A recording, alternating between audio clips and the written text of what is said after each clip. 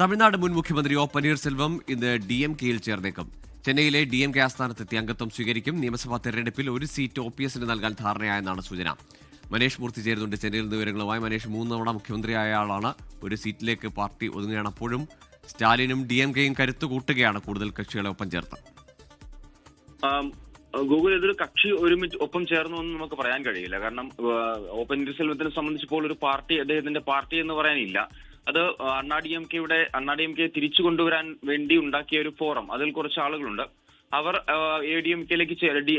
DMK-യിലേക്ക് ചേരുമെന്നാണ് നമുക്ക് മനസ്സിലാക്കാൻ സാധിക്കുന്നത്. അതിലും ഇന്നിപ്പോൾ കോൺഗ്രസുമായുള്ള ചർച്ച നടക്കുന്നുണ്ട്. അണ്ണാ അറിവാലയത്തിൽ, അതായത് സീറ്റ് വിഭജന ചർച്ച നടക്കുന്നുണ്ട്.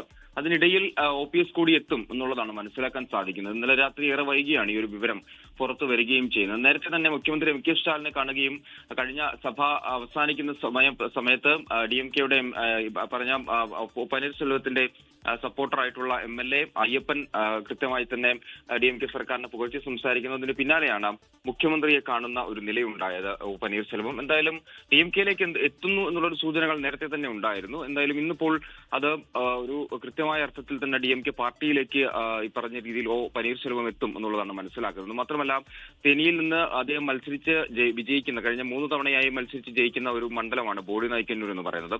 ആ ബോഡി നയിക്കന്നൂർ സീറ്റ് തന്നെയായിരിക്കും പനീർസെൽവത്തിന് നൽകുക എന്നുള്ളതാണ് നമുക്ക് മനസ്സിലാക്കാൻ സാധിക്കുന്നത്. ഗോകുൽ, ലോകത്തെവിടെയായാലും ഏത് സമയത്തും 24 വാർത്തകളും ഓഗ്മെന്റഡ് റിയാലിറ്റി പാക്കേജുകളും എക്സ്പ്ലെയിനറുകളും വിശദമായി കാണാൻ ഞങ്ങളുടെ YouTube ചാനൽ നിങ്ങൾക്ക് സബ്സ്ക്രൈബ് ചെയ്യാം.